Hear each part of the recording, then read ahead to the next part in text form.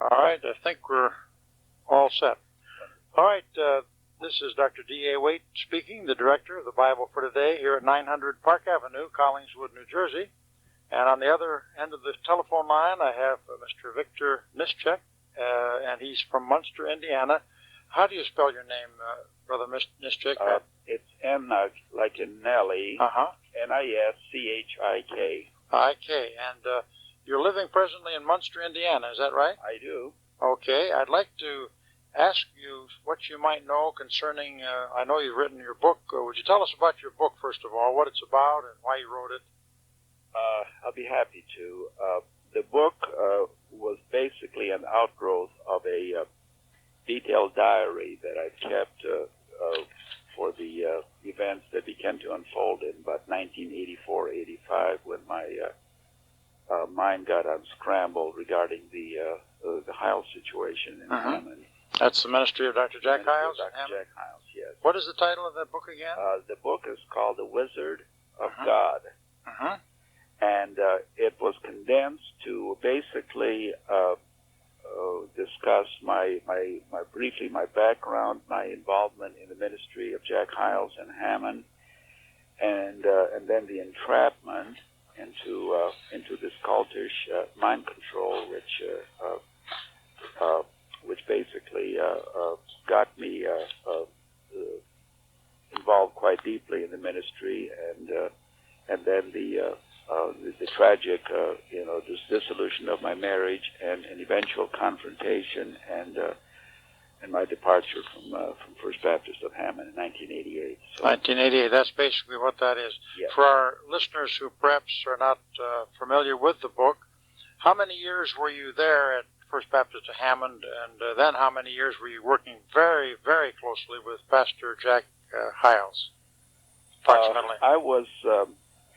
I met my wife while I was in the armed forces in Kansas, and through a series of events, we were married in Hammond by Jack Hyles, and I joined the church in 1961, the year that I was married, and I stayed very active in the ministry of First Baptist Church through 1988. And what type of ministries did you have there? Were you just a tender, or were you? I did just a worker, or what? I'm not an ordained minister. I did not go to Bible school, but I got involved in teaching Sunday school at first, and from there I went to the bus ministry, in which I was for 24 and a half years. I was on the deacon board. I was the choir director for nearly 5 years. I led the singing in the adults pastor's class, which is a Sunday school class prior to the morning service. I was probably the closest man privately to Jack Hyles, and I did a lot of financial and personnel evaluations for him, a lot of detailed background work. I also was on the pastoral staff for all those years, working the altar, dealing with the converts and participating in the baptismal and the ordination services, So I was pretty deeply involved in the whole phase of the ministry. Now you say your background work for Pastor Jack Hyles. What does that involve? The background work. It was I had a standing appointment with him every week, and we saw each other several times a week. I traveled with him. I did a lot of business-related work pertaining to evaluation of properties, the acquisition of land, and things like a camp that the church operated. I was involved in placement of preacher boys from Hyles-Anderson College into the ministry. I was involved in the evaluation and the background investigation of potential employees and workers in the Sunday school department and that sort of thing. So I was sort of the eyes and the ears of Jack Hyles in monitoring the operations, of this far-flung ministry. Did he have respect to you and confidence in you for those years that you were there? Well, basically, I probably was the closest man to him, and I knew the inner workings of the church quite intimately. So he would have confidence in you. He wasn't suspicious totally. of you through the years, et cetera, et cetera? Yes. I was one of the few people that I could call the church, and of course there is a reason for all this closeness. What is that reason? The reason is that I had a problem in my marriage because my wife, having been on staff all those years, got emotionally and ultimately sexually involved with Jack Hyles. You say sexually involved, that included adultery as far as... Yes, you have, I categorically accuse him of adultery. You have, what sort of evidence do you have on that you might share with our listeners?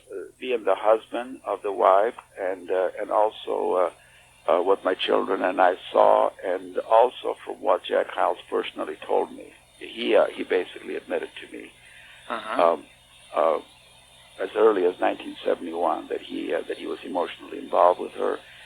At the same time, he had no relationship of any sort with his own wife Beverly all those years, and they slept apart, and so in my heart and mind, I have no doubt. Just to illustrate the point, in 1970, Jack Hyles took all the staff people on a cruise to the Caribbean, husbands and wives, and in those days, my wife and I and Beverly Hyles and Jack Hyles were inseparable socially, foursome. We always were together.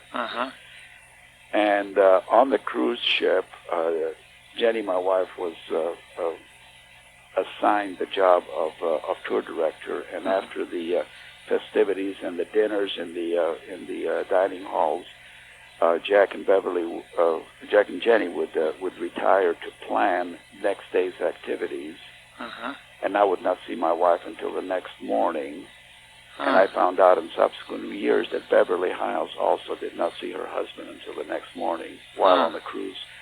So somewhere in the bowels of a big cruise ship, those two managed to spend evenings and nights together. And you don't believe that they were just going over books? No, I don't believe they were going through, simply because my wife withdrew all affection and all contact with me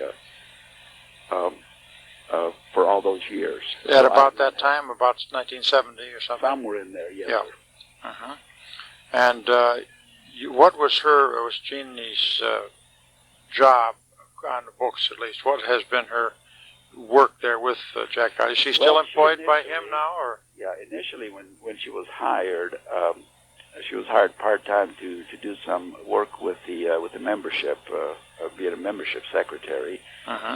And then a few years later, she was assigned the job as director of House Publication, and she was moved to an adjacent office to Jack Hyles with that dubious and notorious secret door between their offices. Would you explain for our listeners what that secret door entailed and how that structure was designed in his office and her office? Well, the office, Jack Hyles' office, is in the corner of the office complex. It's in the northeast corner. To the right of it is Jennie's office, and to the left of it, at a 90-degree angle, is the original office of the church secretary. When Jennie moved, and all these offices, from the secretary's office to Jack Hyles' office to Jennie's office, and from there to the receptionist's office, and there were several clusters of offices alongside each other. They were all interconnected with a door.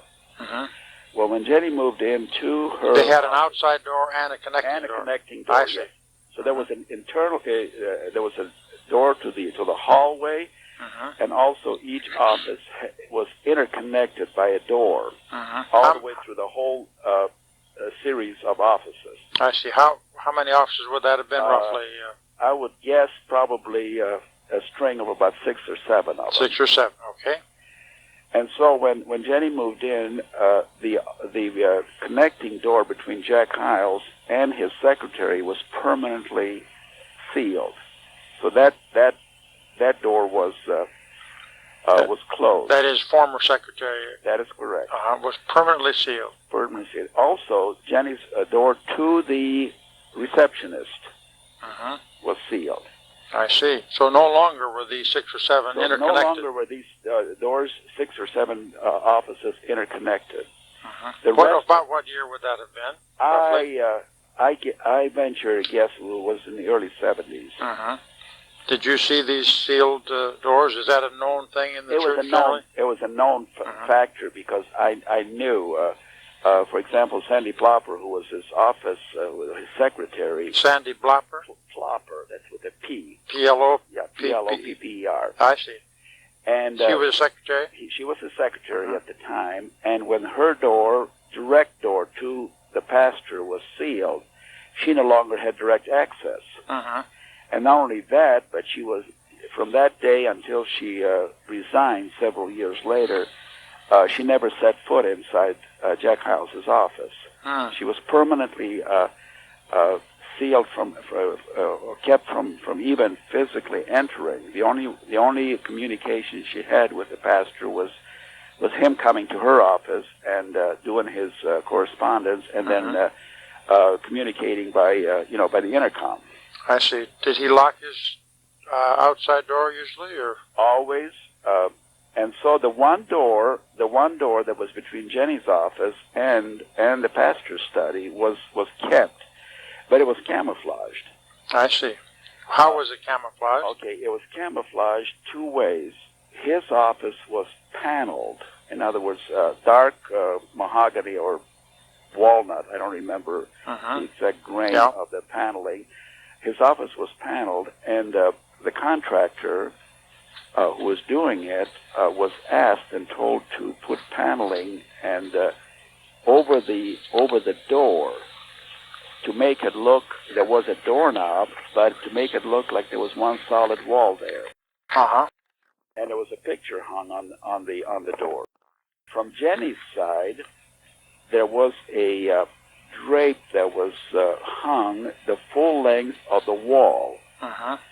I venture perhaps 3 or 4 feet away from the wall, and it covered the full length of her office.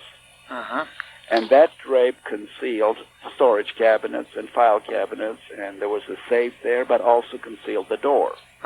So that the average visitor to her office would not be aware that there was any connection between the two of them.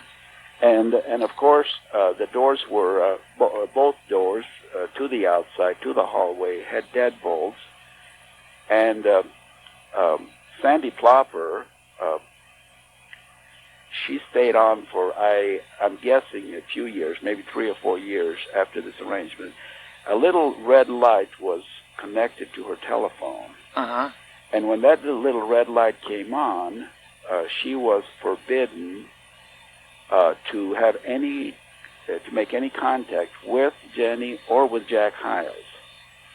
In other words, she could not buzz him on a telephone. She could not interfere. One time, she told me that the president of the local bank came for a courtesy visit, and she broke the standing rule and buzzed him, and never fully recovered from the wrath that she incurred for doing so. And so again, when you have a man and a woman not married to each other with a private door, which is concealed, spending days on end together behind locked doors, I would say is rather positive proof that there was more than just professional, goings on. Were there windows in those outside doors by any chance? Or glasses at all? Glass? No. These were solid doors. No. There was no porthole. There was no way to see what was going on. So, how many hours a day did these two spend in this arrangement? Well, would you guess? On some days, they spent as many as 8 to 10 hours there behind closed doors.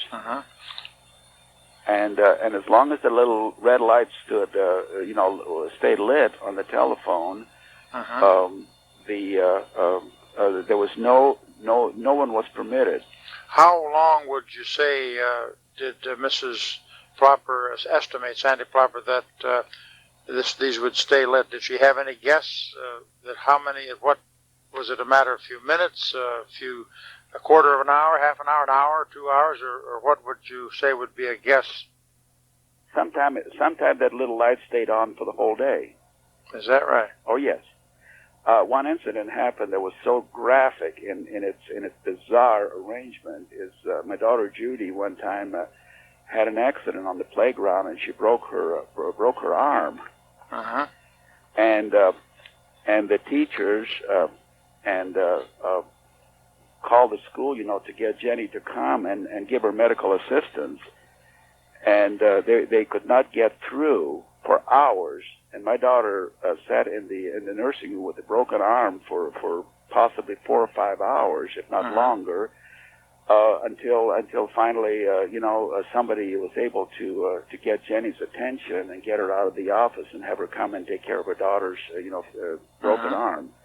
So that's how secretive and how totally concealed that situation was. Has he ever admitted this arrangement in any publication or in any sermon at all? Oh, no. He has denied consistently that door doesn't even exist. Uh-huh.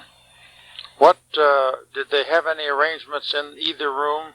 By the way, before I ask that, did she also have this red light privilege? In other words, when the red light was on, neither party, the secretary couldn't interrupt either party, buzz either group. Is that either the Jack Hyles or Jennie? I'm not sure. Yeah, I see. I doubt that that light was in Jennie's room. That light was only in Sandy Plopper's office. Uh-huh. But what I mean is, when that light was on, I see what you mean, but she couldn't, what I meant to say, maybe I phrased it wrong, Sandy Plopper, the secretary, could not buzz or interrupt either Jennie or Jack Hyles? That is correct. I see. Okay. Now, in the rooms, either the office, Jennie's office, or Jack Hyles' office, was there any Davenport bed, sleeping accommodations that would make it simple to have sexual relations and adulterous relations, as far as you know? Yes, sir. The furniture in the pastor's study had living room furniture. Uh-huh.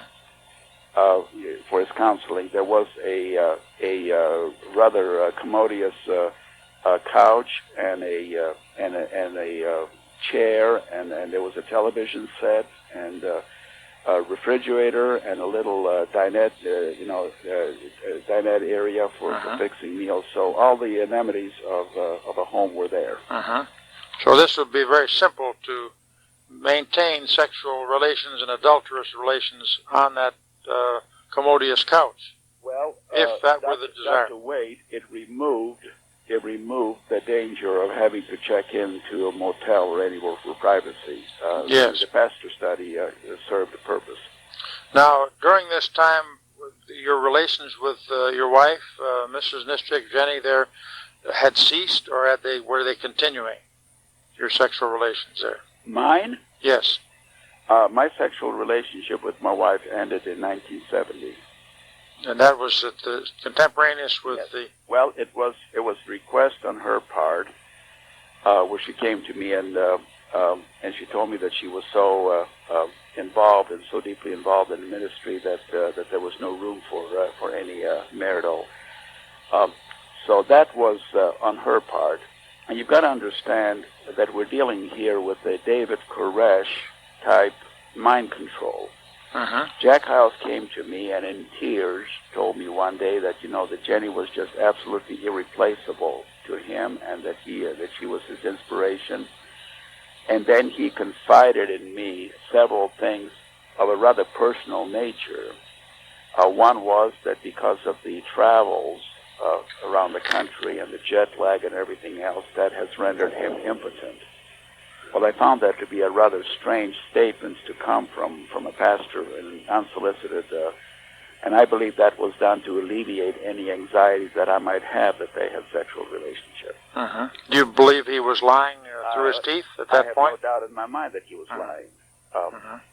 He also told his wife the same thing to alleviate her anxiety. And then also... Okay, go ahead. And then also, Dr. Wade, he put his arm around me, and he had this knack of being able to cry tears spontaneously. And he would cry, and he would say, Vic, he said, you're the only man on God's earth that truly understands me, because you're the only man that lives the way I do. I live in the basement, too. I don't have any relationship with my wife. I have odd hours, and I don't want to disturb her, so I have a room down in the basement. And that made it, in my mind, thinking, you know, he used to always talk about this this Nazarite vow, you know, that there was the Old Testament as being a commitment to God's service, which precluded any pleasures of having, the companionship of a wife. And so he brainwashed me into believing that in order to fully serve God, you would have this abandonment of the marital bed and the relationship and the affection to a wife was necessary to be set aside. So he used himself as an example to convince me that what I was doing was doing God a big favor.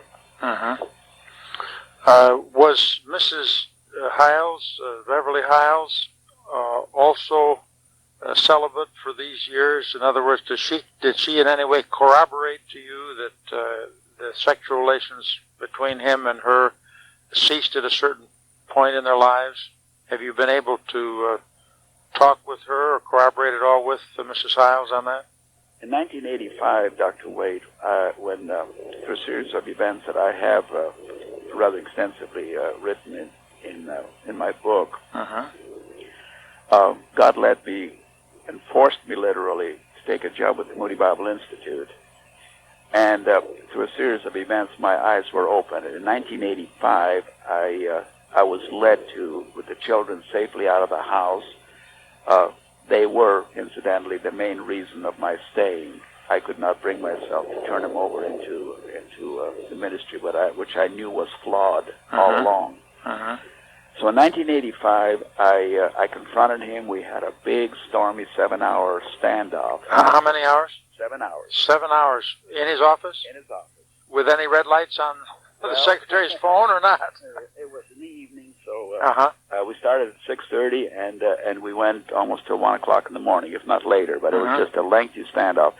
And I basically demanded my wife back, and I basically demanded that the relationship cease. And, of course, he denied everything, and I told him that if he in any way damaged or caused my marriage to be dissolved, I still wanted my wife back. I still wanted to try to establish a relationship, however flawed it was. And I told him that if he didn't cooperate, I was going to go and talk to Beverly House. And I did that. And that's when he basically made that notorious statement to me that if you want to have the same relationship with Beverly that I have with Jennie, you have my permission. In other words, he basically offered his wife to me. Yeah, to have sex with you. Oh, yes. Oh, yes. He didn't care. So how long did you talk to Beverly House, his wife? We talked for a number of Saturdays. Our house was only three houses away from the Hyles parsonage. We lived right around the corner from them. And I spent a number of Saturdays in September and October of 1985 with her in the living room, and we talked, talked extensively. So I know firsthand that she had lived a celibate life, too. I see. Did she have any explanation for his actions? Did she also believe that there was adultery and sexual relations on his part with your wife? Did she have any statement? She knew about the relationship, and she was quite concerned about it. And but Beverly Hyles, again, Jack Hyles had an uncanny ability to control people. And the way he controlled her behavior was through fear of possibly being consigned to an institution, and she was just scared to death of it, so she was afraid to do anything about the bizarre situation. Now, in other words, to an insane asylum?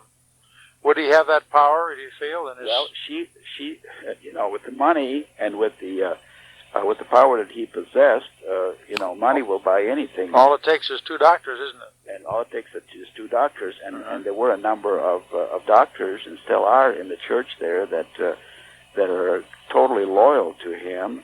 So it wouldn't take much to be able to carry out the threat. And that's how he managed to control her over. So she's never gone public with that.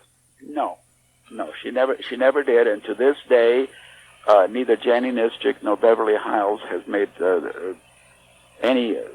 no attempt to deny the allegation or in any way make any comments about it. They both have been totally silent on the whole debacle. And their silence does not necessarily mean that there has been no adultery on Jack Hyles and Jennie Nischik's part. Is that correct? Well, their silence does not. Yeah, the silence. I've told people around the country that one way to remove any shadow of doubt if there was no adultery is for Beverly House and Jennie Nischik to embrace each other and stand behind the pulpit and deny that there was anything involved. And neither one has done that. In fact, both women have been totally silent. They have had no communication with each other. They don't speak to each other, and they have no contact whatsoever. Is this public interview on our tape recorder here by phone going to get Beverly Hyles in trouble, do you think? I don't think so. In other words, this is something that you are testifying to, what you know concerning... I'm testifying to what I know, and I have not been afraid of the truth, and Beverly Hyles' silence is very damnable because she knows what he is, and she knows what has been going on between Beverly and Jack, and her silence has contributed to the cover-up. How long were these sessions that you visited with her and discussions and so on? You said it was in September and October on Saturdays, 1985, was it, or just September? I forget what you said. Dr. Wade, my mind is hazy. Yeah, but in that general area. But I would say there were probably 4 or 5, several telephone conversations, but I think there were about 4 or 5 lengthy face-to-face meetings in her home. Would you say how many hours it would be each of those 4 or 5 occasions? Oh, maybe a dozen hours altogether. Is that right? A dozen altogether. In any of the conversations that you had with her during these dozen hours, was there anything else that you might be free to say to our listeners concerning what you found out concerning Jack Hyles' habits, his background, his sexual interests, etc., etc.? Well, a lot what I know about Jack Hyles' personal sexual, appetites and whatever, he has shared with me a lot over the years because we traveled together. We went out for breakfast together, and he testified to all this. This is a matter of deposition, so it's not. This can be all substantiated. I spent countless of hours with him, and a lot of the conversations, especially his marital and sexual counseling, is extremely explicit. In what way do you mean that? Well, to the point of counseling with ladies about all about unusual positions and unusual means of having sex, including oral sex as well as yes, including regular sex. These things which are not the normal sexual activity between a husband and a wife. In my case, being a man, he counseled, he confided to me a lot about how he made love to his wife. He very graphically described his how he made love to his wife and what his preferences were, and also I also learned from there that they've had problems. I find it so ironic that in the reply that Jack Hyles wrote to the articles in the Biblical Evangelist, he made the statement there that Jennie and I have had problems from day one of our marriage. Well, I happen to know that Jack Hyles himself has had major problems from day one with his marriage. He has acknowledged that on their honeymoon they were taking a train out of Dallas, and he only bought one ticket. In other words, he always made his wife feel humiliated and neglected, and for 20 years in the 70s and the 80s, Beverly House was an unknown commodity at the church. She was never acknowledged publicly. She was never referred to in the sermons. She was like a non-person. And so she was totally neglected. And how did she get to Dallas or out of Dallas?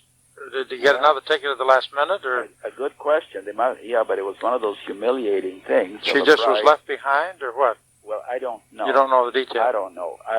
A lot of things Jack Hyles did on purpose, and I wonder sometimes if it wasn't just to humiliate her and to beat her into submission, because Beverly House was at one time, a free spirit and sort of had a personality of her own, but in recent years she has been beaten into total submission, and she is now totally under his control. Now you say problems from day one. Any other problems that you know about in his honeymoon situation? Well, I know of some things that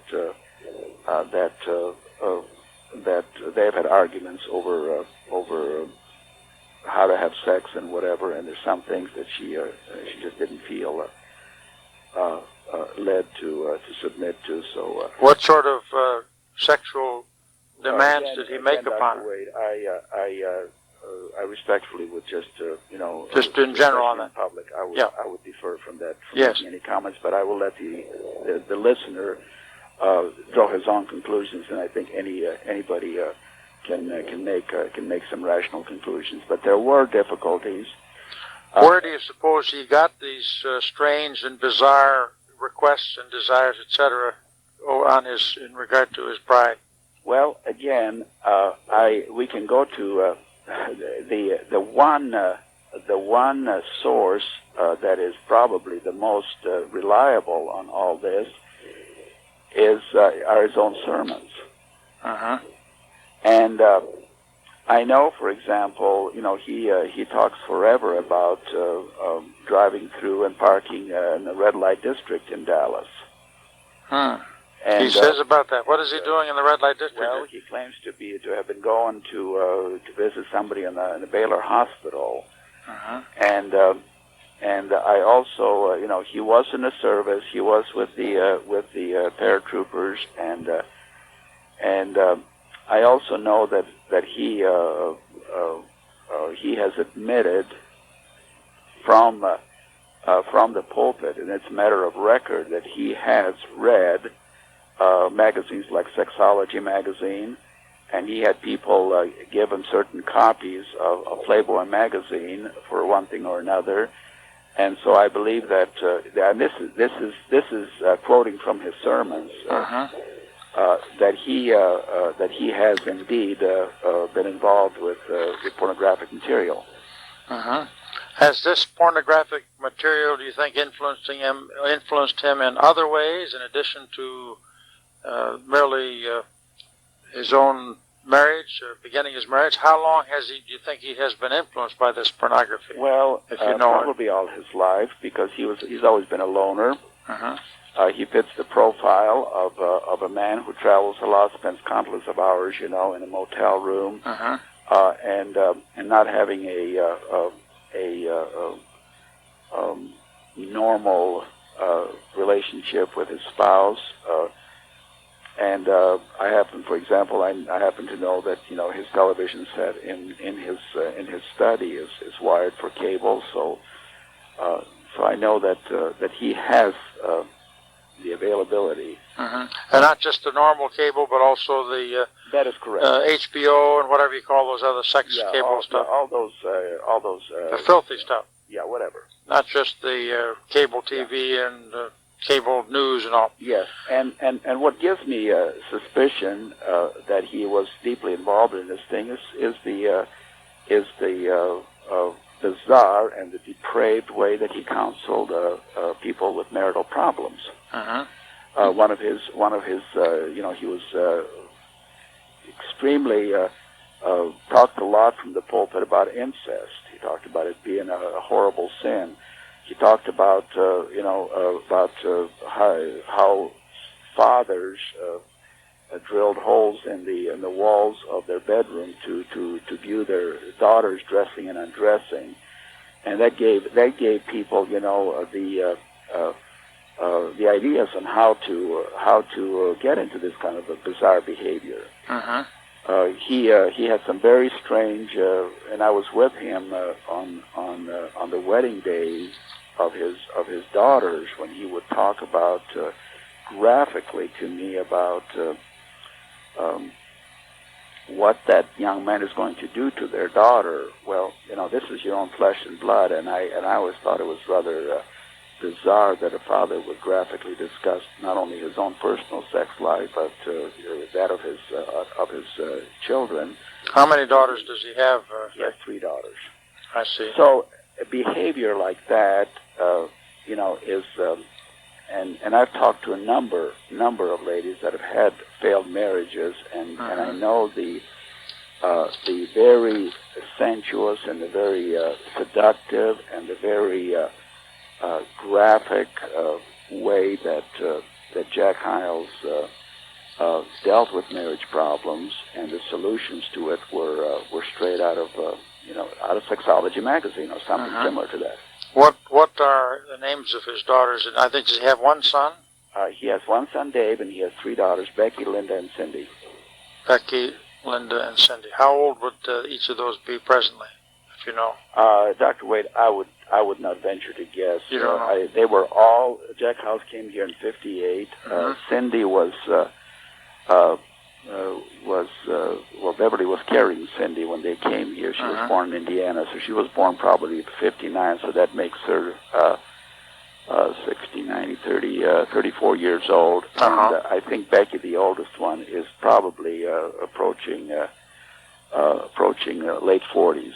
She's the oldest one, and Dave must be about 42, and Linda is in there somewhere. But just a general idea. So they're right now presently very mature. Oh yes. And so on. Oh yes. So the family, what has been their fruit, or the fruitage of Jack Hyles' family? You've described somewhat of his wife, control, and so on. Do you know something of David's life? He's been caught in many different things. Would you just describe to our listeners something of David, and then maybe again, the sad thing about Jack Hyles' ministry is the pain and the suffering that his children have, and the grief and the immorality that has permeated his own family.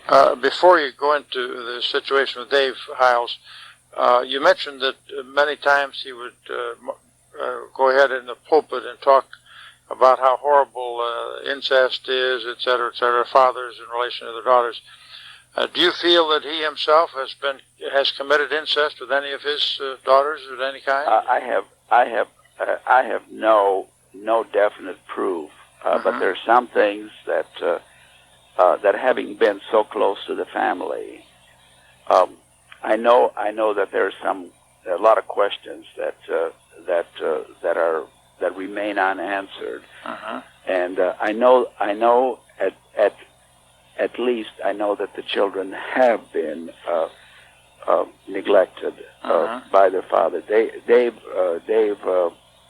had hardly any time with his dad. His dad never came one time to see him play in any of the high school basketball games. I saw Dave Hyles shoot baskets for hours at the house, walk the streets at night, and he was a very lonely and a very lonely young man, reaching out for his dad, and his dad just didn't have any time for him. And so when he went on staff, he basically tried to keep stride for stride with his dad. He tried to build the biggest youth ministry, and he got into publications, and he started traveling, and he started promoting youth conferences and whatever. And he started writing books and selling tapes and everything. And in this great, sincere desire to try to please his dad, he just burned out.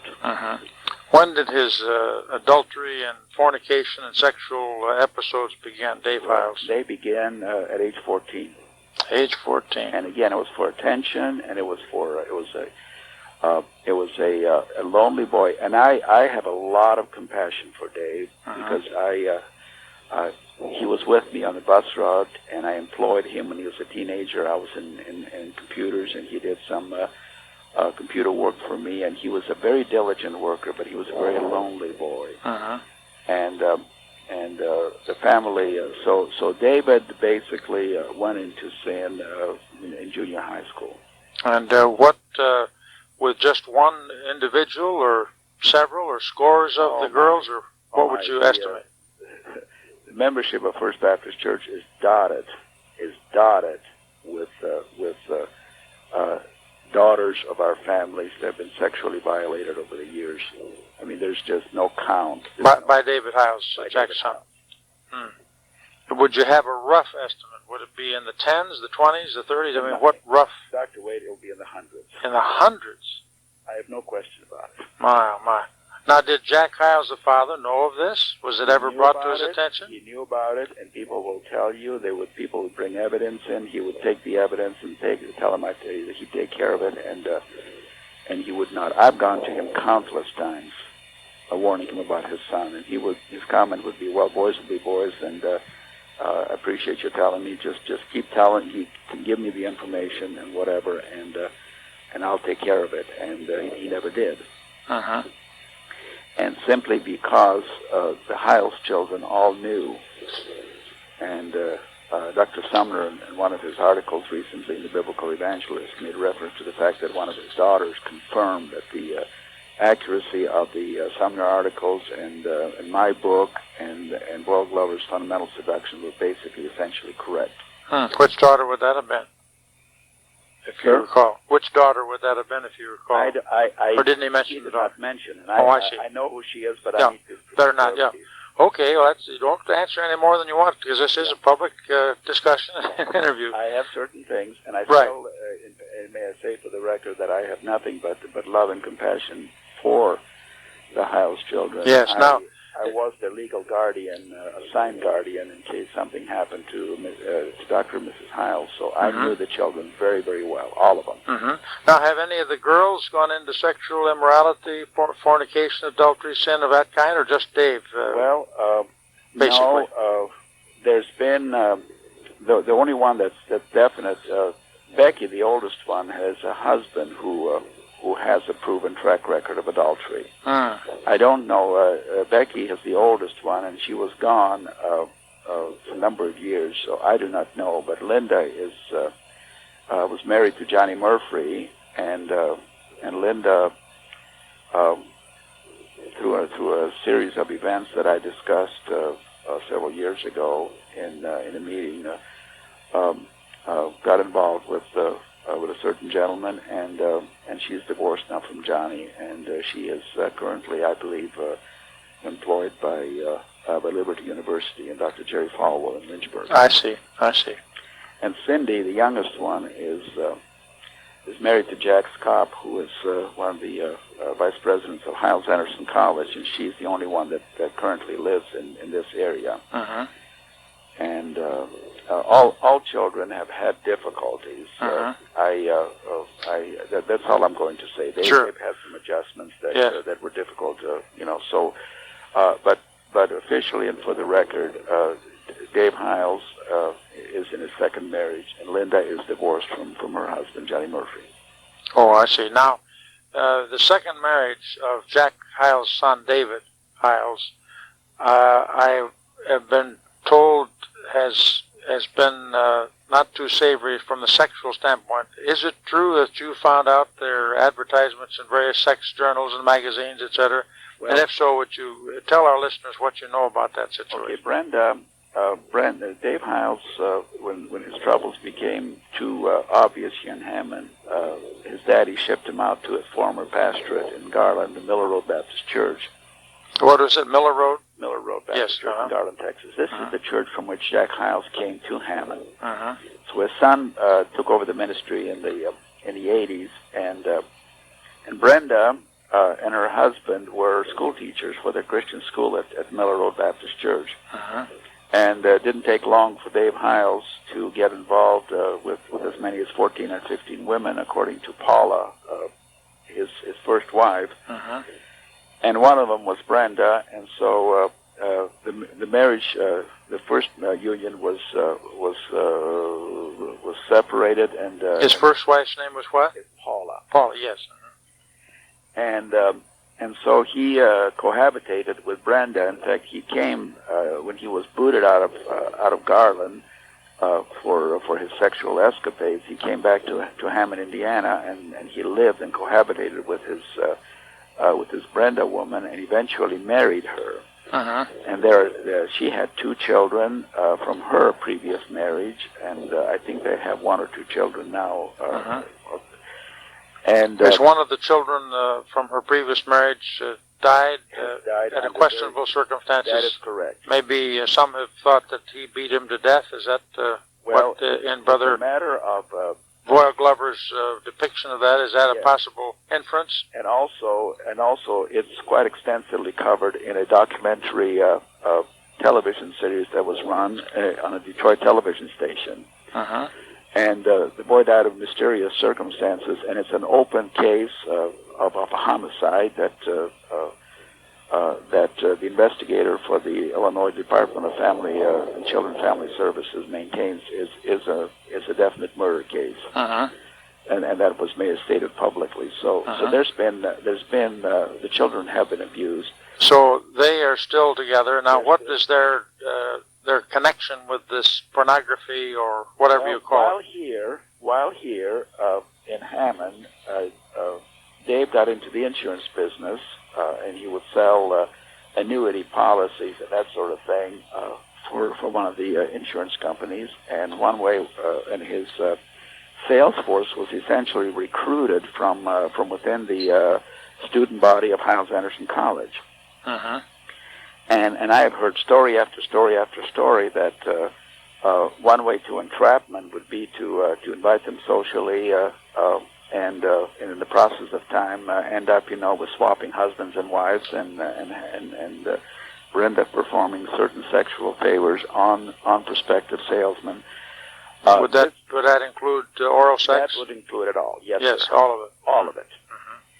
And from that, it evolved into this horrible sin of advertising each other, with full view of all the merchandise in these swinger magazines. In other words, complete naked poses and so on. Absolute total nakedness. And Brenda's picture was in those porno magazines. Brenda's picture was in numerous times, and what it was is that some of the husbands of these violated women that happened during this activity with this insurance company took time to investigate some of these swinger magazines, and they were found to be in national publications and also in local publications where they would advertise, where Brenda's merchandise was all basically on display, and did they get paid for this? Do you know? Or well, I don't know how these people operated. I think probably it was just for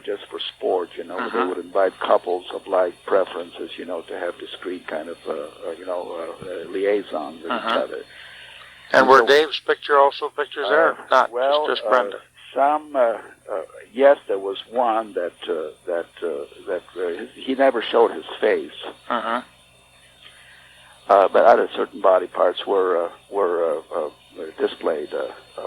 Allegedly, they were his, but basically it was Brenda's picture. But in all these ads that accompanied these things, it always made reference to the husband and the wife. So it was both spouses were involved in this sort of behavior. And so this thing was uncovered. And to make a long story short, in 1991 during pastor school, there was a story that was leaked purposely that Voyle Glover and I and others have printed these pictures in a booklet form, and we were going to distribute them to the delegates of the pastor school. And Jack Hyles came out when he heard it, he panicked, and in the Sunday sermon basically admitted that his son was a total reprobate and shipped him out of town. And Dave Hyles is currently employed by the Christian Law Association and Dr. David Gibbs. And, why on earth would they employ that monster? Well, because, Dr. Wade, because birds of a feather flock together. There's some business or other inseparable relationship between Jack Hyles and David Gibbs, which gives rise to a suspicion that there may be something more than just a legal lawyer and client relationship. You mean, could this be homosexual conduct, you mean? Or Dr. could it be Wade, fellow adulterers? I don't You don't know? I could not even begin to venture. The fundamentalist movement today is into pedophile behavior with children, so that has already gone beyond Romans chapter 1 and homosexuality. It's gone beyond homosexuality. It's behavior that's not even listed by Paul in the first chapter of Romans, so I would not begin to guess. But the fact is that David Hyles is working now for Dr. David Gibbs, and from what my sources tell me, the sexual activity in these swinger magazine advertisements have gone right on. There's been no let-up, even though he's working for this Christian law. That's what my sources tell me. Sources tell you. Even though in a recent sermon, Jack Hyles, in tears, told his people that David Gibbs had told him that David has done so well spiritually that on a scale of 1 to 10, he's a 12. Oh, my. So that's a matter of public utterances. Yes. Now, one of the charges that Jack Hyles made against you, if you recall, was that you were an adulterer or almost close to that with some other woman in the church. What brought him to bring this charge up to you? I believe that was in the TV thing that he had a little squib. I forget the place. Dr. Wade, the only defense that Jack Hyles had is to tarnish my reputation. And to make it a his word versus my word kind of a situation. And of course, I'm a little nobody, and he's a great leader on whose shoulders all of fundamentalism rests. According to him, anyway. So he set out to totally shred my character, and I was accused of wanting to run off with a woman and wanting to. That I entertained some beautiful lady in my house, and that I had all these questionable behaviors, in places that I worked, and also, quite explicitly that I was homosexual. So apparently he basically accused me of being a bisexual. And unfortunately for him, none of these. He did not come up with one tangible witness to all these allegations. What woman's name did he mention that you were supposed to be romantically involved with? Did he mention any names? He did not mention anybody's name. No names at all? No names at all. Just innuendo? Just innuendos, and also he claimed early, in 1989, when the Sumner articles came out, he boasted that he could bring this lady that I was allegedly wanted to run off with, and she would testify. Well, he never brought her forth. But what is not known is that the lady was contacted, and this lady lives in this area, and this could be substantiated by a simple telephone call. This woman was contacted. She moved to Tennessee, and she was a lady that worked for me, a single lady, and Jack Hyles tracked her down in 1989 when the Sumner articles came out, and gave her an offer of total financial security for the rest of her life if she would come to First Baptist Church and testify falsely against me from behind the pulpit, and she refused to do that. Can her name be made public? I prefer not to unless I would get her permission. I see. All right. I have referred to her in my book by the initials, This story can be substantiated by Attorney Glover, because he has talked to the lady. She moved back to this area, and she has been approached a number of occasions to again come before the congregation of First Baptist Church and testify against me, but she refused to do that. And what was she supposed to accuse you of? Adultery, well, or basically the allegation that we had an adulterous affair, and that we were going to run off. I see. Well, the truth is, Dr. Wade, is that Jack Hyles had the woman in his office and counseled her, and pleaded with her to become my mistress because my marriage had fallen apart, and become that. His biblical examples of this kind of relationship was Barak and Deborah in the Book of Judges. And also, of course, the David Jonathan kind of a relationship. In other words, that close friendship. And so he pleaded with her to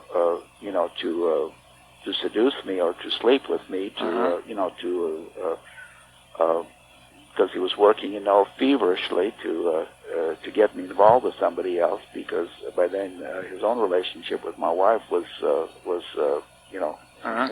full blast. Have you ever talked to this woman recently? I've talked to her a number of occasions. I've talked to her face to face. And what does she say? What is her attitude toward you? Does she? Well, she's my friend. She left shortly. She was totally devastated, and she left. And one of the sweetest thing to me was that she, in tears, she said she did not understand what was going on. She said, I could not understand why Jack Hyles would force and try to force me into adulterous affair. Was she married at the time? No, she's never been married. Never been married? No. About how old a lady is she? She's probably now in her early 40s. And she told me, and this is so sweet. And how old are you, by the way? I'm in my late 50s. Late 50s. Okay, go ahead. And she said what now? One of the sweetest things that came out of the conversation, that in tears, she said to me that she said, knowing what she knows now, and having read my book and having read all the material, she said she wishes now that she would have just stayed at my side, in a sweet Christian way. There was never anything between us. And for the record, Dr. Wade, I have challenged countless preachers around the country to put me on the polygraph. I never. You just wire me. I'd be happy. With one exception now, since the reply that Dr. Hyles shredded my character, I insist that if I take a polygraph test, that Jack Hyles take one too. Simply because he dumped on me all these allegations, and I would insist. In other words, you'd take a polygraph if he would too. Both, yeah. I would be. Mutual polygraph test. Yes. I would be happy to do it. Now, you said in your book you referred to the lady by initials. What initials do you refer to? JL. JL. Are those real ones or false? Those are real. Real initials.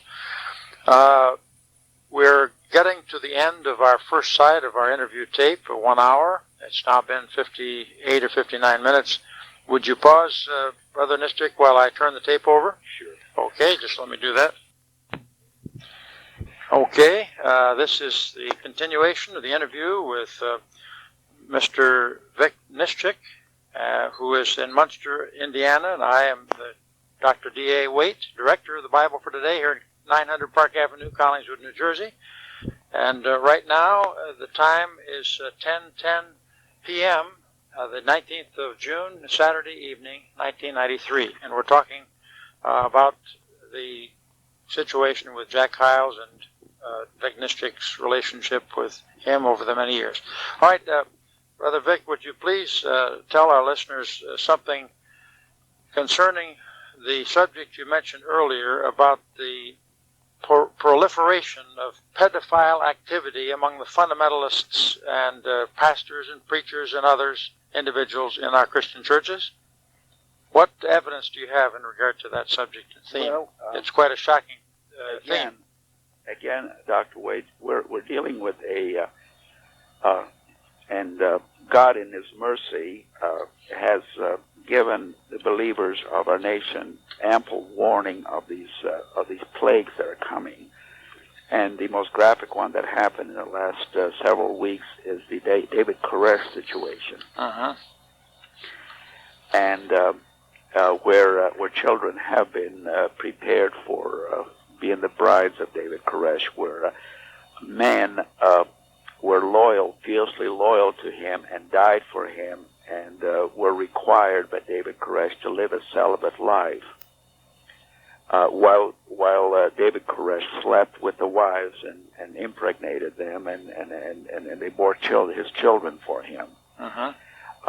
The whole, what this basically is an example of is the cultish mind control. And this is something that believers in America and the general public has a difficult time understanding, because this being a free democratic society with freedoms and liberties that are guaranteed by the Constitution, people find it incomprehensible that there would be mind control exercised in America, but there is. Do you think Jack Hyles is a partisan controller in this? And Jack Hyles is the ultimate. He is the guru. He is the mastermind of this mind control and this tightly secretive cultish mentality that exists. You have to understand, Dr. Wade, that for 30 years Jack Hyles conducted pastor school, and many of the men that have been discredited in the ministry, namely the Jimmy Swaggers and the Jimmy Bakers, and people of that caliber, the Jeri Falwells, and all the other great leaders of this nation, in and out of the Baptist denominational association, have come to pastor school. And have seen in pastor school where Jack Hyles paraded little teenage girls and showed them off to the men and saying, "Wouldn't you like to touch these beautiful bodies?" And created an atmosphere of lust towards the children. This is very graphically discussed in the documentary that came out of the series of television programs in Michigan. So, are you able to send that documentary to us here at the Bible for Today? I put it in the mail today, Dr. Wade. Excellent. We're able to share this with our friends and people. You're certainly free to do whatever you want to. I would just ask that you return the copy, because the loaner that. Yes, sir. I'd be right, but I'm able to copy it and return You're free to do whatever you want. Okay. There's no copyright. In fact, the people have encouraged that this be distributed as widely as possible. We certainly will do our very best. Would you say it was an acceptably done documentary? It was a very well documented and with an ample number of witnesses, and very professionally done, and like in so many other ways. The one witness that indicted Jack Hyles more than any other witness is Jack Hyles himself, with his big mouth. So anyhow, would this be libelous, slanderous? Any attorney's opinions about it at all? Well, what was the radio or TV station that aired it in Detroit? Yeah, it was aired in Detroit, Dr. Wade, and the thing that you've got to understand about Jack Hyles, he has intimidated a lot of people. He has intimidated the networks from running this series with the fear of a lawsuit. But what people don't realize is that Jack Hyles will never sue anybody for libel. Why is that? Because he has more. He has a closet full of skeletons, and in a lawsuit. The defense attorney has every right and every opportunity to do a discovery and to subpoena any records or anything that might be, germane and pertinent to the case. So yes, anything pertaining to telephone calls and financial records and that sort of thing, and if anybody, if there would have been a lawsuit, it would have been against Dr. Sumner or against me and the allegations that I have made. Or maybe Voyle Glover, perhaps. Voyle Glover and others, but he's an attorney. He's an attorney himself, and I guess he wasn't worried about that. Yes, and the people in Michigan the attorneys, were given the material. And which attorneys now? The station? For the station. Which station was that again? WJBK. WJB is in Boy? Yes. K, okay. That's up out of Detroit. It's a CBS affiliate in Detroit, Michigan. CBS. Do you know whether any other CBS stations carried it? It was carried by satellite, and a lot of independent, a number of independent networks carried it. That was once a week for 6 days, or once a day, or what? Yes. It was the special, the lead story, and on the evening newscast. For 6 days in a row. For 6 days in a row. Yes. It's a little bit. I think it's about an hour, a little bit more in duration. All the segments put together. Now, what is the nature of this? It's basically the pedophile activity of fundamentalists? There are several, and it all begins basically. One of the things that I have been trying to get the Christian community to be made aware of is that Jack Hyles' ministry has enough truth and enough sincerity to make it credible. And one of the ministries that has been the most successful is the bus ministry. And the bus ministry is great if it's done right, but it is an open license for anything imaginable because you go into homes and these are mostly, the neighborhoods are mostly poor, and the children are very vulnerable. They come from broken homes and very vulnerable for affection. For years, for all my 24 and a half years in the bus ministry, we were always encouraged to be the surrogate parent, to show love and show affection and give hugs and kisses and show love to these children. And when you have a society which suppresses outwardly any form of sexual behavior among young people, where it's made to be dirty, and you have all these stupid rules that have been heaped on top of rules to restrict any kind of bodily contact among teenagers, and in the church and in the schools and in the college, riding closely, tightly packed buses with bodies close to each other, and with teenagers and children in their adolescence rubbing bodies against each other for sometime as long as 2 or 3 hours on a given Sunday. It opens up a can of worms of behavior, and there's been constant stream of allegations of fondling and accidental touching of children that has permeated, and there was never any time given for these workers to have any restraint or show any propriety.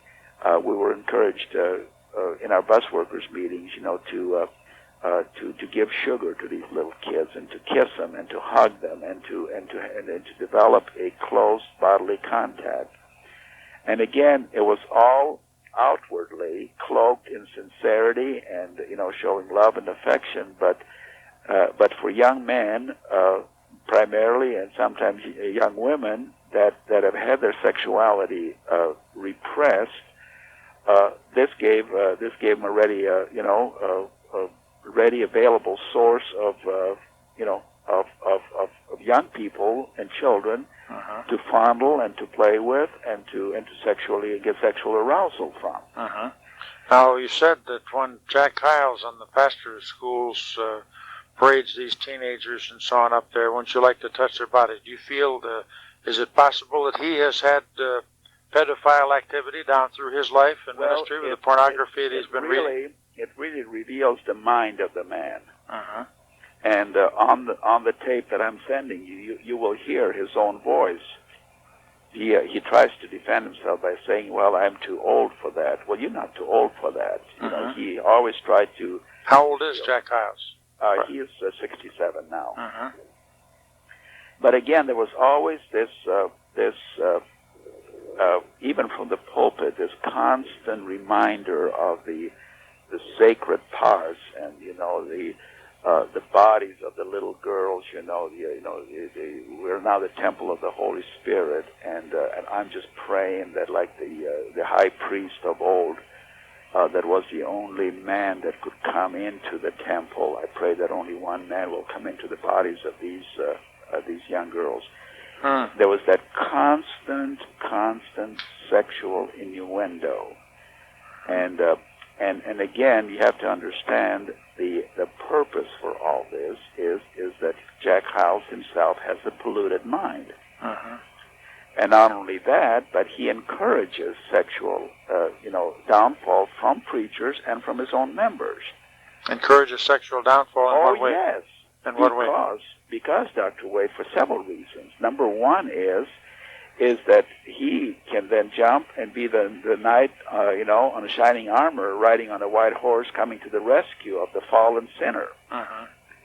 But not only that, but secondly, he encourages, and I know in my case, when he was trying to, at one time, to convince me that I had homosexual tendencies, he would pry all the way to my childhood and ask graphic and specific questions. Did you do this? Did you do that? Did you ever want to have to do? Did you ever have any thoughts about doing this and that? And the idea is to have these people confess all this to him. And once they had confessed it to him, then he had the control over them, because he could hold this over their heads and threaten, with exposure. If and they blackmail, in a sense. Did he ever name any boys or men that you allegedly have had homosexual relations with, No. Vic? No. Yet he charged you with homosexuality. How did that stack up with the facts and with the truth, then? It didn't. It didn't. It was just an act. He did when he stole my wife's affection. He spent months and months trying to convince me that I was sexually dysfunctional.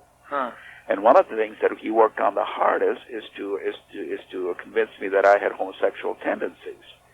And he did quite a number on me, Dr. Wade, because there for a while I did not know what I was, because he had built all these doubts into my mind. I mean, I wasn't walking right, I wasn't talking right, my gestures were not, and when you have total confidence in this great man of God and he starts questioning your sexuality, it becomes a very serious matter.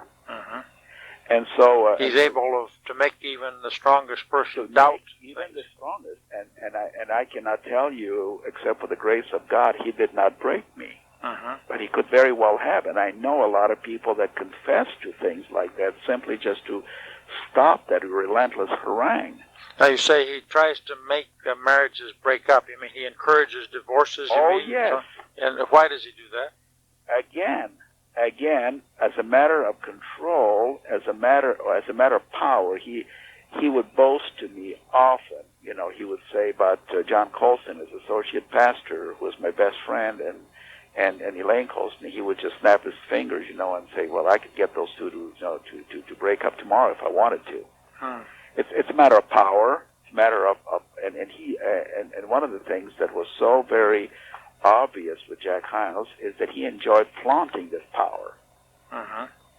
He would, the fact that I'm right here in the middle of this great church, but I can snap my fingers and get these people to do anything. A number of occasions when my marriage broke up, he repeatedly told me, he said, "Vic, if you ever need a woman for sex, let me know and I'll take care of it." Where would he get these women? From within the membership of his church. He knew of some that would cooperate? Oh, sure. How does that stack up with morality and decency on his part or any Christian's part? There was no decency. There was no morality. The only decency, the morality was in writing volumes and volumes of rules by which our children were governed in our schools and in their behavior. But it was all for public record to convince the whole world how virtuous and how pure we are. And that has transcended itself into his ministry. Case in point, at first it was soul winning, and then it became confrontational soul winning. First it was separation separation, biblical separation. Then it became ecclesiastical separation. Then it became secondary separation. In other words, the number of rules were simply to convince that I am purer than my neighbor. And it was all for show and tell. And those rules, unfortunately, were enforced selectively. You say in the schools, he's got a number of schools connected with his operation, does he? High school, oh, yes, grade school? High school, a grade school, and a college. And a college. Has immorality been prevalent or rampant in either or any of those schools that he's supposedly in charge of? Dr. Wade, I have witnesses that have come to me with horrible stories of school teachers having sex with their students. I've been told of homosexual liaison. I've been talked of lesbian relationship among faculty. I've ran the gamut. Is this in the school, high school, all of grade school, college, all of them? All of them. So it's a cesspool of iniquity, you would say, in a sense. Yes. And now getting back to our train of thought regarding the pedophile behavior. Yes. Adultery is already old stuff. Swapping husband and wives is already old stuff. The Catholic priests do it. I mean, it's common. There's no shock to it. Homosexuality, lesbianism is already old stuff. Incest, Jack Hyles has repeatedly said, that's the next wave of sexual immorality. He's forever barked about that. I've got sermons that I could send you copies of where he just forever harangues about incest. Now you see we're into pedophile behavior because now we have produced young people that are the fruit of his ministry, and they've already experimented with sex. They were experimented with drugs. They were experimented with any kind of immorality. And that depravity that Paul talks about in Romans chapter 1 has reached the pedophile stage. And I, for the life of me, do not understand what psychological forces, except to say that it's demonic forces, that force these people into molesting children. And unfortunately, the problem is not just sexual stimulation, but actually brutalizing and torturing these precious children. And this is so graphically described and testified about in the documentary that you'll be getting in a few days. Now, let me ask you this. If in the course of your investigations and so on, you uncover factually improvable, for instance, incestuous relations on the part of Jack Hyles with any of his family members, or pedophile activity on Jack Hyles' part with some of these teenagers or young children and so on and so forth, will you release that, or will you shut up about it and keep quiet if you should find solid evidence in that? Dr. Wade, I can answer that question in this way, is that I believe in my heart we're commanded in the Bible to fight against the rulers of the darkness. And we're in a spiritual battle, and I know that a lot of people have different hobby horses and different issues that people fight, and I respect people for whatever causes that they have. My own personal, and this is not what Jack Hyles did to me personally, and I want to make that very clear. When my wife divorced me, she basically did me a great favor. Even though I never remarried, I'm still single. I have desired to remarry, but I have enjoyed the company of my children, and I've enjoyed, this time of healing.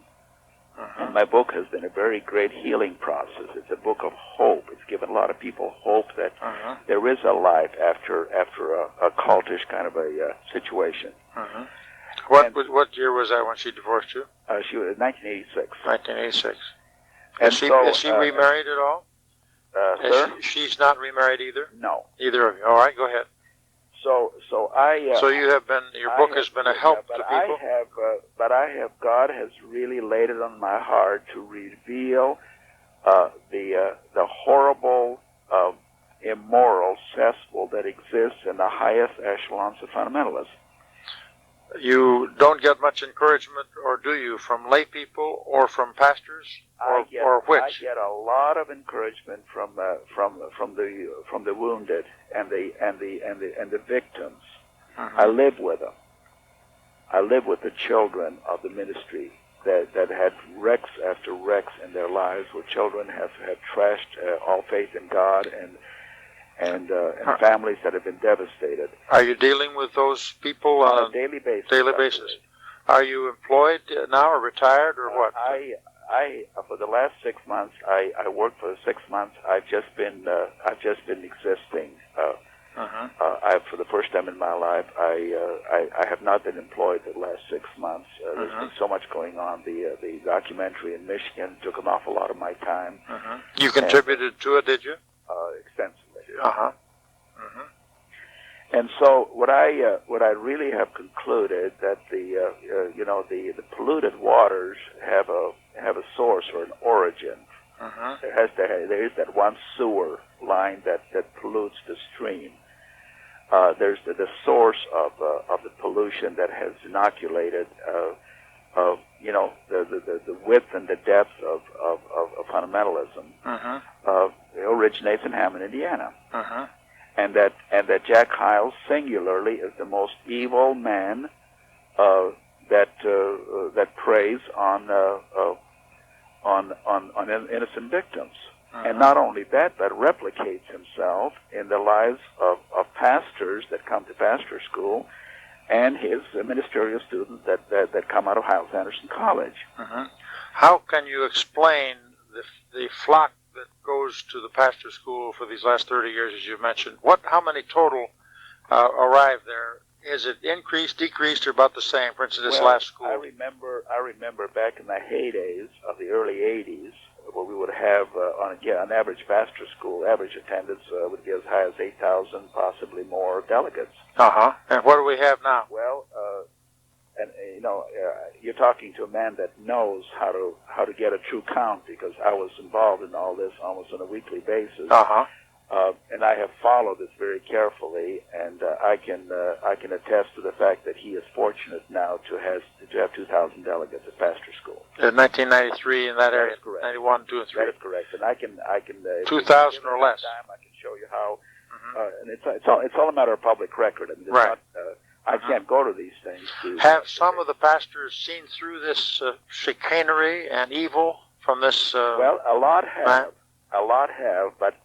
But the group that I have had the least support from, and this is the one that this is what I find totally incredible, Dr. Wade, is that the men in leadership, the Dr. Curtis Hudsons, the Dr. Bob Grays, the Bob Joneses, the people of that stature have all been strangely quiet. The Jeri Falwells, the Curtis Hudsons, the people like Dr. E.L. Bynum, and the people that send the right periodicals, the people in some of the association, like the Conservative Baptists and the General Association and the Southwest Baptists. Now, Brother Bynum, I believe, has had several articles, has he not, on the Hyles? I think he has, but I'm saying I have not been able to communicate with these people. I see.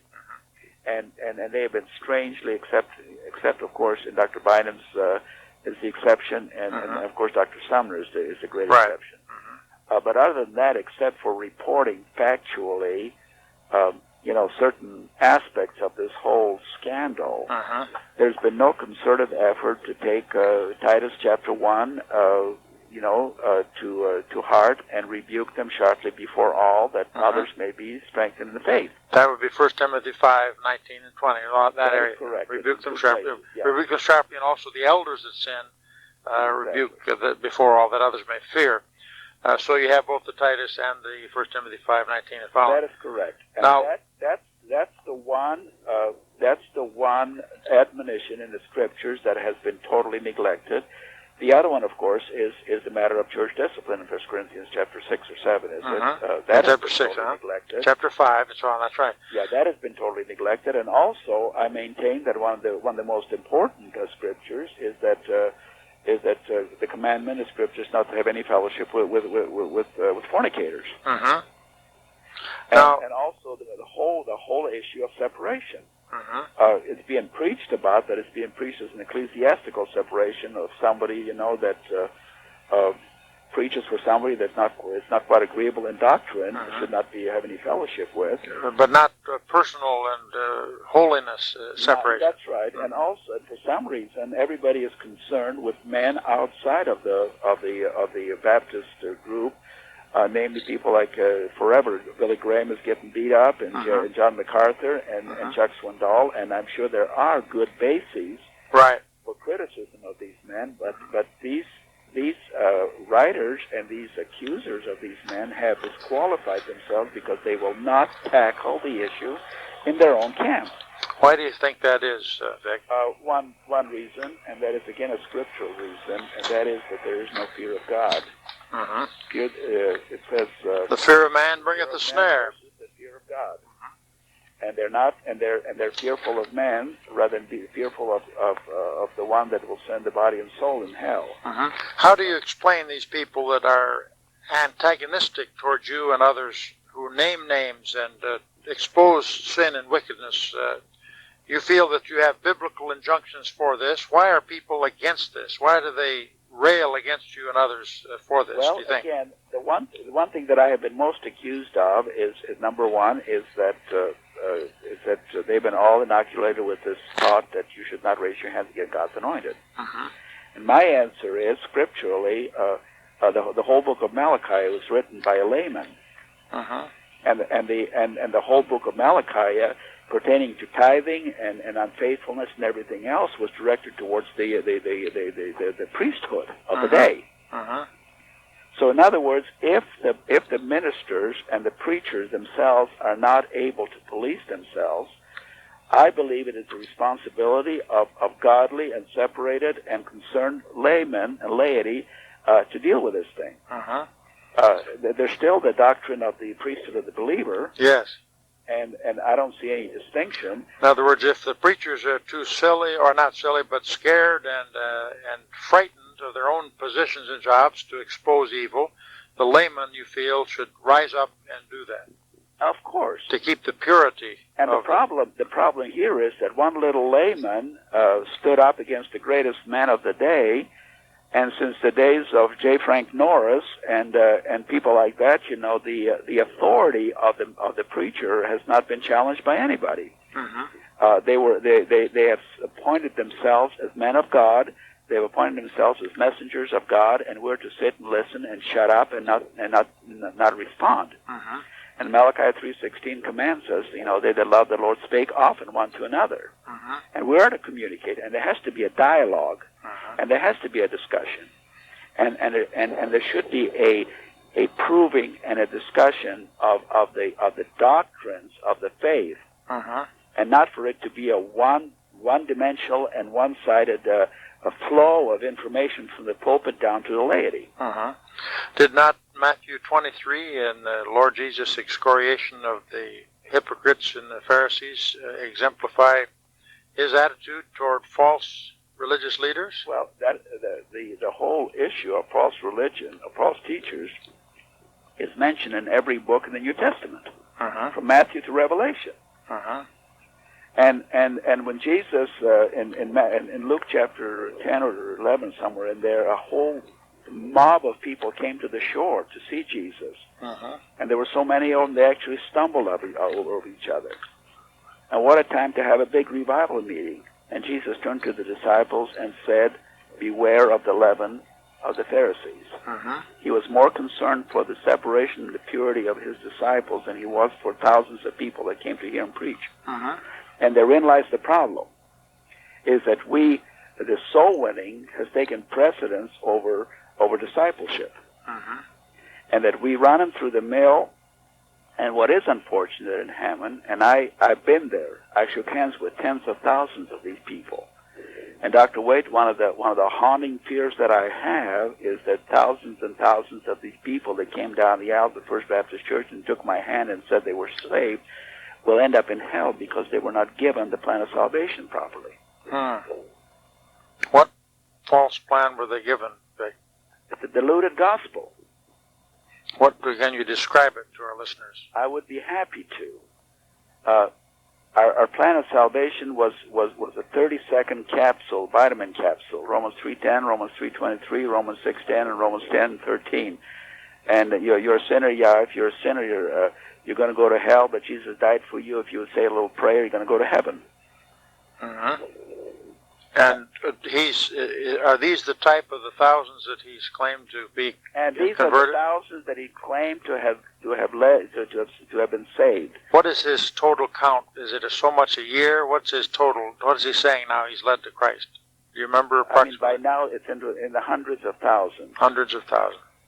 And you're wondering whether or not these people will be in hell because of the diluted gospel that is there. Again, Dr. Wade, if Jack Hyles has been in Hammond for 30 years, mm-hmm. and he's had 20,000, 30,000. Well, he had 100,000. He had more people in church allegedly one Sunday than the whole population of Hammond, Indiana. He had several times that he claimed to have 100,000 people in church. And my question is, where are they? And the second question I have is, where are the churches? There should have been by now in the Chicago area several hundred sound fundamental Baptist churches. If even a fraction of these people. But I have even a more damaging statistic than that. And that is this. In one phase of the ministry, the First Baptist Church has an average of about 100 deacons. And the last one that I served on was in 1988. And I did a survey for Dr. Sumner to determine what percentage of the deacon board, after 27 years of his ministry in Hammond, what percentage of these deacons were homebred converts of his ministry. People that have been won to the Lord, nurtured in the gospel, matured enough spiritually where they would qualify to become deacons of the First Baptist Church. The percentage was less than 2%. Less than 2%. Yes. So most of them are from other ministries.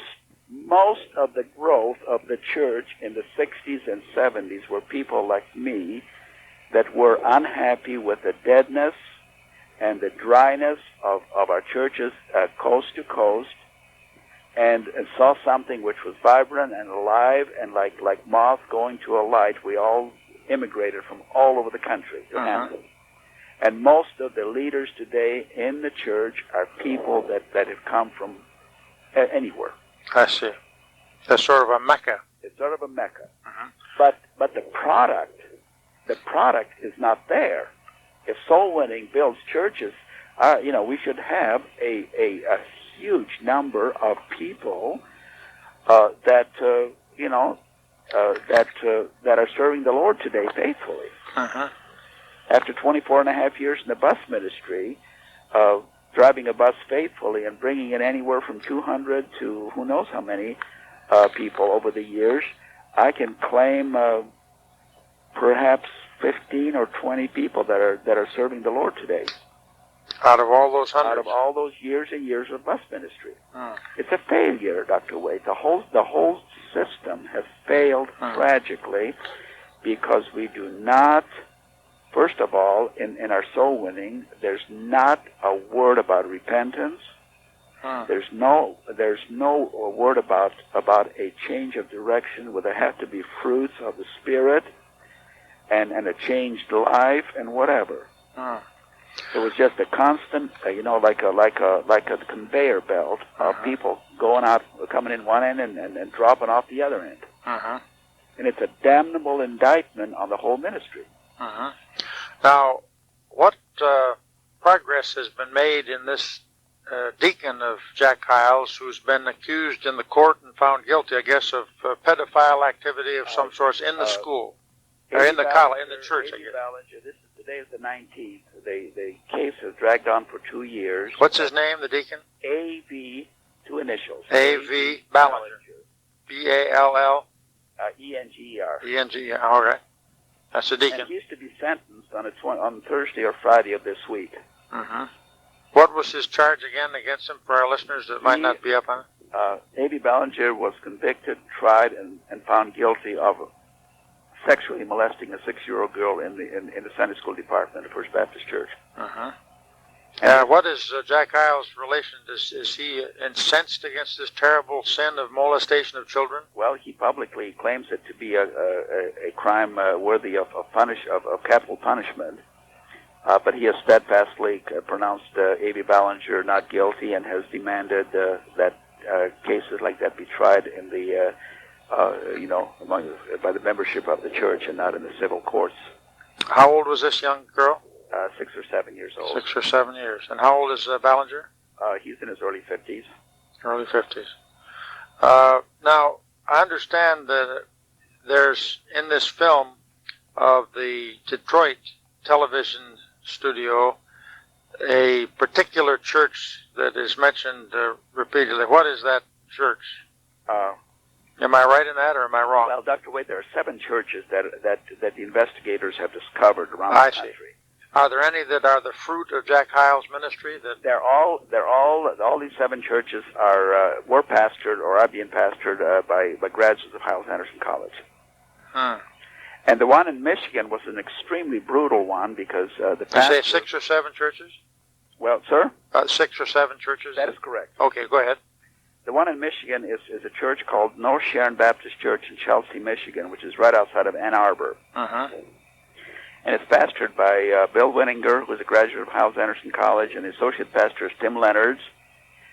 And on Thanksgiving, I happen to be in Ann Arbor. My only brother lives in Plymouth, Michigan, right outside of Ann Arbor, and I go to see him every Thanksgiving for the family reunion. And I walked into their house and I found a stack of newspapers, Detroit Free Press and Detroit News, with banner headlines about a Baptist church in Chelsea where a deacon and associate pastor were indicted on a total of 30 counts of sodomizing children from age 3 to 10. And these are the fruit of Jack Hyles? This is the fruit of Jack Hyles' ministry. Age 3 to 10? Yes. And there were 60-some cases investigated, and 30 charges were drawn against the associate pastor, Tim Leonards, and the deacon, Mark Voyle. The deacon's charges were so severe that the man has been in jail held without bail since before Thanksgiving of 1992. And these are depicted in this documentary? Yes. Was the pastor also involved? The pastor is involved because Pastor stonewalled the investigation. Has he been charged with pedophile activity? The pastor has not been. But again, there are cases that are being drawn, which eventually I think are going to draw the pastor. The problem with the Ballinger case is for them is that this is a criminal case, which is to charge A.B. Ballinger with the actual crime. But there's another case that's going through the court simultaneously, and that's the civil case, in which the church and the pastor, Jack Hyles, and the deacon board are all being charged for negligence, and there is a large monetary sum that is being, demanded by the parents of the little girl. And so similar cases are sure to come out of this thing in Michigan also, which will drag the pastor into this whole situation. What is Jack Hyles' attitude toward the one girl, or Leonard, or the deacon, Mark Fuller or Fowler, whatever his name is? Well, his attitude is very simple, Dr. Wade. It's disgusting, and again, it's in the documentary. During the pastor school in March of 1993, all 3 men, the pastor and the associate pastor and the deacon. Well, the deacon is in jail, so his wife came with the little children, and they were all given the Hyles Freedom Award, which is an annual award given at pastor school for a pastor who has basically faced the onslaught of the secular press or government, against soul winning. And so these men were given awards and applauded at pastor school for, and of course the delegates and the people were not told what the problem was. They were just told that these were soul winners trying to get little children saved, and Satan was trying to destroy, the bus ministry. So he awarded these these people the Hyles Freedom Award, in conjunction with David Gibbs. David Gibbs was the one with the Christian Law Association who was also a participant in the awards. Now, not only that, Dr. Wade, but I also have... Does David Gibbs know about all these child molestations? Oh, yes. And not only that, but to give you how Jack Hyles feels about them, there have been sermons preached around the country in which Dr. Hyles compares these three reprobates in Michigan to Shadrach, Meshach, and Abednego going through the fire. Isn't that something? So that tells you of this massive, hysterical... the full-page ads have been run. Our local newspapers have been filled with letters, and there's been campaigns of telephone calls and intimidation, basically declaring to the whole world that these men are just trying to win souls and that they're being attacked by Satan and that they're innocent. And the whole crescendo of this public relations kind of a thing. It's all orchestrated by Jack Hyles. Is it your belief and understanding from what you know about the Christian faith that Jack Hyles is redeemed, or do you feel that he's unredeemed and like Antichrist, an actor?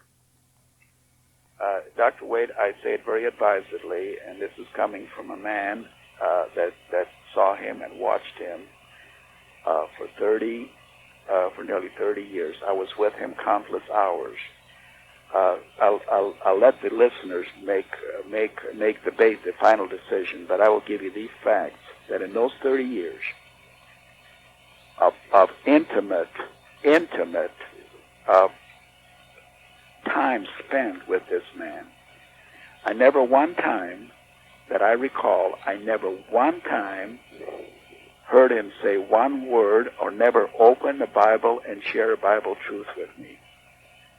In all those years, I will testify to that without any shadow of doubt, I had never one time in all my travels and all my time with him ever saw him witness to anybody about the Lord Jesus. In all that time, I never one time saw him, on his knees. We say, Vic, I have a burden, let's pray about it. The only time I saw him pray was for the meal in the restaurant. So privately, we talked about the baseball teams and about the football teams and the latest ethnic jokes and levity and idle talk. But in all those years, I have never one time prayed with him unless I had a specific prayer that I asked him to pray for something regarding, my family or my own personal needs or whatever. He's not a spiritual man, and he does not manifest privately any fruits of the Spirit. And my own personal assessment of the man is that he is the ultimate deception of Satan. A man that was brought on the scene as the champion of fundamentalism and soul winning and separation and standards and defender of the King James Bible and all the other good things that we hold dear in our lives. And he assumed the position of a Baptist minister, which is a mainline, quote, Protestant denomination, which is basically associated with the fundamental or the conservative or the biblical standards of what denominations are today. And he preached enough truth and enough of the symbols of true Christianity to make himself credible, and came on as the savior of the world and savior of America, and he was going to build the largest churches in America and help stem the tide of communism and whatever. And in the process of doing that, he has corrupted and injected into the bloodstream of fundamentalism a virus to me that's deadlier than the AIDS virus. So I look at him as being the ultimate deception of Satan. Which tells me that these are the last days where even the elect, even the theologians or the Bible believing, preachers and laymen, were hooked right into this thing. And one of the most incredible thing to me is that the big shots in denominations and in our Baptist circles to this day, will not face with the reality of what's happening. Have any of the Baptist groups or leaders been willing to write editorials and publicize Jack Hyles' foibles? No, sir. Evils? The only magazine that published it extensively was the Biblical Evangelist, and I appreciate you reminding me that Dr. E.L. Bynum did write an article or two. But other than that, have you had any call you, any leaders? For instance, now you're a member of what kind of a Baptist church are you going to now? I go to Bethel Baptist Church in Maryville, Indiana, which is a GRB church. Maryville, Indiana? Yes.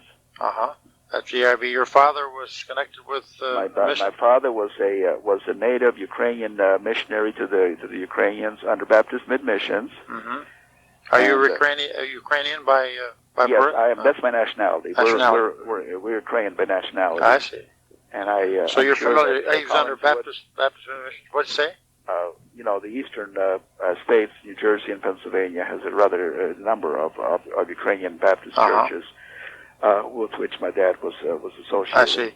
Have you found any interest in helping you to publicize this terrible, horrendous thing on the part of any of the GARB leaders, regular Baptist leaders? No. Nobody. Paul Tassel or any of the people? No, sir. No, sir. I've talked to many of them personally, and there's never been any opportunity for me to, or for Voyle Glover, my attorney friend, who published a book alongside of mine. Nobody was willing to take ads for the book, and nobody has reviewed them. Well, you asked for. There was one GERB associational paper in Minnesota that carried just a one-paragraph little book review of my book, but other than that, nobody would touch it with a 10-foot pole. None of the Christian book publishers would publish the book because it was too controversial. So I had to publish it under private name. Well, there's only one. This issue has been on the national spotlight since 1986, basically, when I went before the Deacon Board. And to this day, I've had only 2 invitations to come to speak to any group around the country. The preachers are very, very gun shy. They won't have anything to do with me. What were those 2 invitations, if you mind? The one was to by Dr. Greg Dixon in Indianapolis, to his group organization called I think the Unregistered Churches Coalition. I think that's the tapes that I heard from you there. Yeah. And I also received a church an invitation to speak to a church in Columbus, Ohio, which also is in some fashion associated with this movement. I see. But other than that, I have written countless letters. For many years, I would write to the pastors of the churches where Jack Hyles preached and warn them basically, to take Matthew 18 literally and get measured for a millstone because they might be hanging one around their necks. And Dr. Wade, it's been like throwing rocks into a hollow well. Nothing ever came back. The preachers are basically, I sense, very, very gun shy and stay away from me. And I realize that I have basically, challenged the authority of the ministry, and I can understand that. You're not at war with all ministers of every stripe and kind. No. That's your charge against you? Is that what they're trying to say, some of them? Well, they're basically, the basic tone of the replies that I get is that, they nitpick at something, and say, well, this doesn't sound true, and how can we believe everything else you say? And my basic answer has been is that I am not trying to convince anybody. I'm not trying to win a popularity contest. My issue and my whole effort is to expose Jack Hyles, because I consider him to be the source of all this pollution. And again, may I say for the record, it has nothing to do what he's done to me. I escaped from it, and I could have very happily just moved away and lived in total obscurity. I have 2 children that love the Lord. I have their trust and their confidence. may I say also for the record that my wife has totally severed all contact with my children.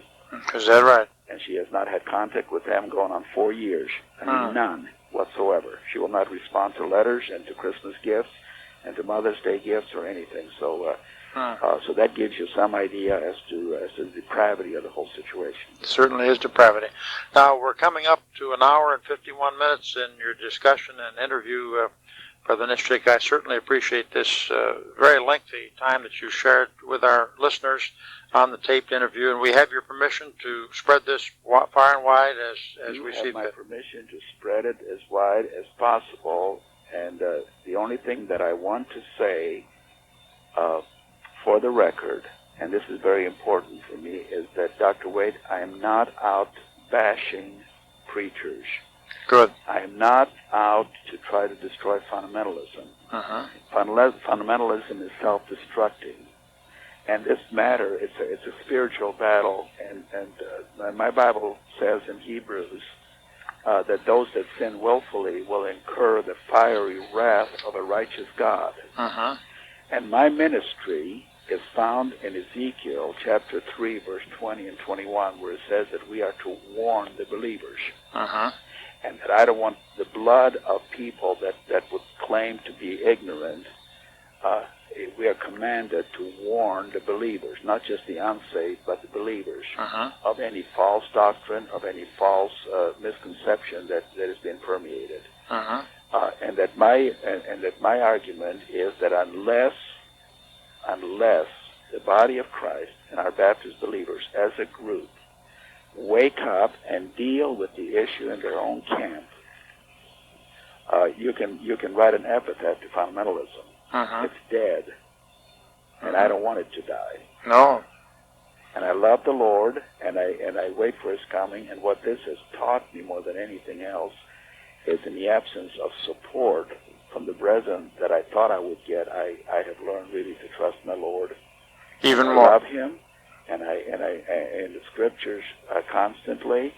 I still adhere and study my Bible faithfully, and it's an old Ryrie Study Bible in King James, and I will stay with it till I die. Of course, I use other commentaries and whatever. And my faith is very sound, and I'm not a bitter man, but I see the body of Christ, in dire straits. And I see immorality in the pulpits coast to coast, and I see Christians being destroyed. I see little children having their moms and dads divorce each other. I see families being shredded, and all I can do is just do whatever I can to sound a warning to the believers. And that's the mission. Well, I appreciate this interview, Brother Victor Nischik from Munster, Indiana. Maybe you can come to the Independent Baptist Fellowship meeting that's, I'm sure you've perhaps heard of it, Indianapolis, Indiana. The Dean Burgon Society, Indianapolis, Indiana. That's July 21st and 22nd. I'll send you some materials on that. Maybe I would be very happy. That's in defense of traditional Bible text, but it's I think it might be of interest in fellowship.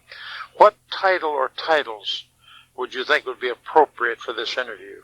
Can you give me 2 or 3 punchy titles that you think would attract interest so we could spread it far and wide in our readership? Well, you're basically you're talking to a man who was on the inside. Right. I mean, I'm not just did some research. Right. Inside man.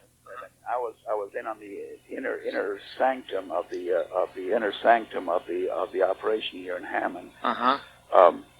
So I think it's a story of you cannot you have to stress the cultishness of the system. We have to stress the fact that the only people that can truly assess a situation like that are people that have been in it and come out of it with their sanity and with their spirituality intact.